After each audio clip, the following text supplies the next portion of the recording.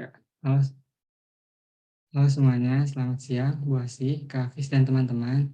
Di sini kami dari kelompok 13 yang beranggotakan saya, Muhammad Galang Gumilang, dengan NIM 1662127 dan rekan-rekan saya ada. Saya Aura Maharani, NIM 1662182. Saya Valeri Mariam dengan NIM 1662127. Saya Grace Rosalin dengan NIM 1662102. Pada siang hari ini, kami akan mempresentasikan terkait tugas analisis data kami yang menggunakan data industri film dari tahun 1980 sampai 2020.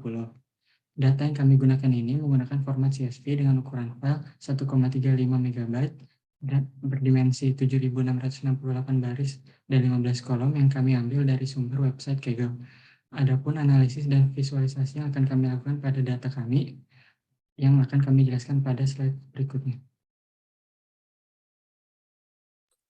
Selanjutnya ada karakteristik data tiap kolom. Yang pertama ada name dengan atribut tipe kategorikal nominal dengan 0 jumlah data kosong. Selanjutnya ada rating dengan atribut tipe kategorikal seperti R, PG, G, dan lain-lain dengan 77 jumlah data kosong. Selanjutnya ada genre dengan atribut tipe kategorikal seperti drama, adventure, action, dan lain-lain dengan 0 jumlah data kosong. Selanjutnya ada year dengan atribut tipe kuantitatif dari range 1980 sampai 2020 dengan 0 jumlah data kosong. Selanjutnya ada rilis dengan atribut tipe kategorikal nominal dengan jumlah data kosong. Selanjutnya ada skor dengan atribut tipe kuantitatif dari range 1,9 sampai 9,3 dengan 3 jumlah data kosong.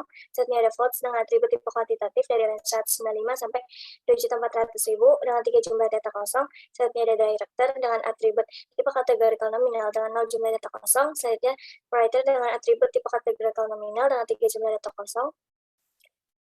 Selanjutnya ada star dengan atribut tipe kategorikal nominal dengan 1 jumlah data kosong, country dengan atribut tipe kategorikal nominal dengan 3 jumlah data kosong, budget dengan atribut tipe kuantitatif dari range 6.000 sampai 356 juta dengan 2.171 jumlah data kosong. Selanjutnya ada gross dengan atribut tipe kuantitatif dari range 309 sampai 2 miliar dengan 189 jumlah data kosong. Selanjutnya ada company dengan atribut tipe kategorikal nominal dengan 17 data kosong.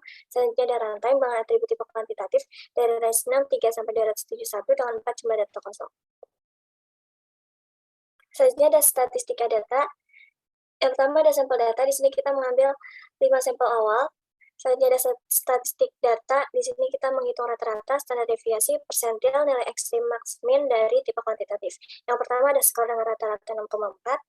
Selanjutnya ada votes dengan rata-rata 115.000. Selanjutnya ada budget dengan rata-rata 36 juta. Selanjutnya ada gross dengan rata-rata 103.000 juta. Selanjutnya ada runtime dengan rata-rata 108 menit. Selanjutnya ada year dengan rata-rata 2001. Kesimpulan dari hasil analisis data tersebut didapatkan bahwa rata-rata penilaian untuk sebuah film dari pengguna IMDb dari tahun 1980 sampai 2020 yaitu sekitar 6,4 dari rata-rata 115.000 pengguna IMDb. Selain itu terdapat hasil analisis dari rata-rata pendapatan untuk seorang pemeran utama untuk sebuah film dari tahun 1980 sampai 2020 sebesar 36 juta rupiah dengan rata-rata durasi film selama 108 menit. Selanjutnya adalah visualisasi data. Visualisasi data yang pertama adalah perbandingan kategori. Yang pertama yaitu kategori penulis dengan film terbanyak. Berdasarkan grafik bar yang tertera, Woody Allen menjadi seseorang yang menulis film terbanyak dari survei pada tahun 1980 hingga 2020, dan ia telah menulis lebih dari 30 film. Selanjutnya ada Stephen King yang telah menulis lebih dari 25 film. Yang kedua adalah kategori perusahaan dengan film terbanyak. Berdasarkan grafik dapat kita simpulkan Universal Pictures menjadi yang pertama sebagai perusahaan yang menjadi penulis dari film terbanyak, lalu diikuti oleh Columbia Pictures dan juga Warner Bros. Yang kedua dari visualisasi data adalah penampilan perubahan terhadap waktu. Yang pertama, film yang diproduksi tiap tahun berdasarkan genre. Dari grafik area yang tertera dapat disimpulkan pada rentang waktu 1980 hingga 1994 dapat dilihat beberapa genre diproduksi dengan jumlah cenderung konstan. Namun ada beberapa genre yang ditunjukkan dengan warna hijau yang jumlah produksinya mengalami peningkatan di tiap tahunnya. Lain hal pada rentang waktu 1995 hingga 2020 bisa dibilang semua genre diproduksi dengan jumlah yang konstan tiap tahunnya. Walaupun di beberapa tahun ada lonjakan yang cukup signifikan, tapi secara umum setelah lonjakan tersebut di tahun berikutnya, jumlah produksinya mengalami penurunan kembali. Yang kedua adalah film yang diproduksi tiap tahun berdasarkan ratingnya. Dari tahun 1980 hingga 2020, film dengan rating R atau restricted menjadi film yang paling banyak diproduksi. Biarpun pada tahun 2004 film dengan rating PG-13 yang lebih banyak diproduksi, tetapi pada tahun berikutnya film dengan rating R kembali menduduki peringkat pertama sebagai rating film yang paling banyak diproduksi. Untuk bagian ketiga dari visualisasi data, yang itu ada penampilan hierarki dan hubungan keseluruhan bagian. Yang pertama ada produksi film berdasarkan rating. Dari pie chart-nya dapat disimpulkan bahwa produksi film dengan rating R sangat mendominasi industri perfilman dunia, yaitu dengan persentase 47,9% yang kemudian diikuti dengan film dengan rating PG-13 dan PG. Untuk yang kedua ada produksi film berdasarkan genre. Dengan menggunakan stack bar chart dapat dilihat bahwa produksi film dengan genre komedi, action, dan drama selalu mendominasi industri perfilman dunia pada tahun 1980 sampai 2020. Dan ketiga genre tersebut juga memiliki jumlah produksi yang cenderung konstan setiap tahunnya. Untuk bagian keempat dari visualisasi data ada plotting relationships. Untuk yang pertama, kalian melakukan hubungan antara jumlah vote yang diterima suatu film dengan skor yang didapat. Dari scatter plotnya, jika kita melihat pada film dengan jumlah votes lebih dari 250.000 dapat diambil kesimpulan bahwa jumlah votes berbanding lurus dengan skor yang didapat. Hal ini diperkirakan skor yang tinggi dapat mempengaruhi popularitas suatu film dan menyebabkan semakin banyaknya orang yang melakukan voting terhadap film tersebut. Untuk bagian yang kedua, kalian melakukan hubungan antara skor yang didapat dalam suatu film dengan pendapatannya dari film tersebut. Dari scatter plotnya, jika kita melihat film dengan pendapatan lebih dari 250 juta, maka dapat diambil kesimpulan bahwa pendapatan suatu film dan skor yang didapat memiliki hubungan yang berbanding lurus. Dan untuk bagian ketiga, kalian melakukan hubungan antara tahun rilis suatu film dengan budget produksi yang dibutuhkan. Dari scatter plot yang tertera dapat dilihat bahwa budget produksi suatu film cenderung meningkat setiap tahunnya dengan seiring berkembangnya industri film dunia. Selanjutnya, korelasi data. Jika kita melihat nilai korelasi data mendekati 1, maka terdapat hubungan erat antar kedua variabel. Jika mendekati 0, maka tidak ada hubungan, dan jika nilai korelasi negatif, maka terdapat hubungan berbanding terbalik antara kedua variabel.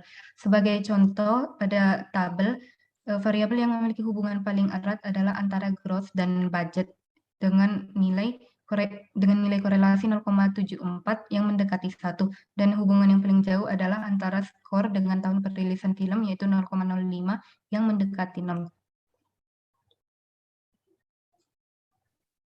Selanjutnya data cleansing. Data cleansing adalah suatu proses mendeteksi dan memperbaiki atau menghapus dataset, tabel, dan database yang korup atau tidak akurat. Untuk melakukan data cleansing, yang kita perlu lakukan adalah yang pertama menampilkan data dengan df sama dengan pd.read_csv, lalu ketik nama dokumennya, lalu ketik df untuk menampilkan datanya, lalu mengecek jumlah baris dan kolom data dengan df.shape. Dapat lihat bahwa jumlah barisnya sebanyak 7.668 dan jumlah kolomnya sebanyak 15. Selanjutnya mengecek banyaknya missing data dan jumlah keseluruhan missing datanya dengan df.isNull.sum. Dapat dilihat bahwa terdapat 2.473 missing data, lalu menampilkan persamaan missing data dengan for calls in df columns, missing data sama dengan npman df calls is not kali 100, lalu print. Lalu menghapus missing datanya dengan df.drop. Nah, ini adalah data setelah mengalami penghapusan. Lalu mengecek jumlah missing data setelah penghapusan. Dapat dilihat bahwa jumlah missing datanya sekarang sudah 0.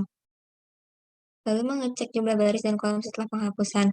Banyak baris berkurang dari 7.668 menjadi sebanyak 5.421, sementara jumlah kolomnya tetap yaitu 15. Lalu cek data yang duplikat dengan df.duplicated.sum. Jumlah data yang duplikat adalah 0. Lalu cek tipe data dengan df.dtypes. Lalu mengganti tipe data. Kesimpulannya adalah, analisis data adalah sebuah proses pemeriksaan, pembersihan, transformasi, dan pemodelan data yang bertujuan untuk menghasilkan informasi yang berguna, menginformasikan kesimpulan, dan mendukung dalam pengambilan keputusan. Oleh karena itu, analisis data menjadi komponen penting dalam komputasi. Sekian presentasi terkait tugas analisis data dari kami kelompok 13. Terima kasih.